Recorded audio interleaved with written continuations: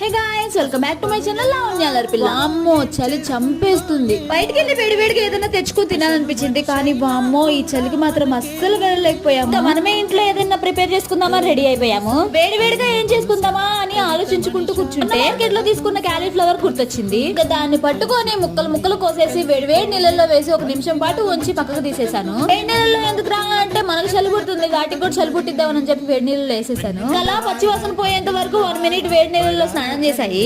దాని తర్వాత క్వాంటిటీకి సరిపడా శనగపిండి, కార్న్ ఫ్లోర్, ఉప్పు, పసుపు, కారం, గరం మసాలా వేసి బాగా కలిపేసుకోవాలి. నాకు మళ్ళీ డౌట్ వచ్చింది, ఇంకా కాలీఫ్లవర్స్ కి చలి పుట్టిద్దామని చెప్పి వేడి వేడి నూనెగా ఇంచి అందులో అయితే వేసేసాను. ఇంకా హ్యాపీగా ఎగురుకుంటూ ఆడుకున్నాయి. అబ్బా ఎగిరెగిరి ఆడుకున్న చాలే, ఇంకా మా పొట్టలోకి వెళ్ళిపోవాలి, పొట్టలోకి వెళ్ళిపోయి రెస్ట్ తీసుకోండి అని చెప్పి పక్క అయితే తీసేసాను. ఇంకా మిగిలిన కాలీఫ్లవర్ ముక్కలు మళ్ళీ వేసేసి ఇంకా 10 నిమిషాలు వేయించేసి వాటిని కూడా పక్కకు తీసేసాను. ఇంకా ఆఖరికి టేస్ట్ విషయానికి వస్తే కాలీఫ్లవర్ పకోడీ మాత్రం అదిరిపోయింది.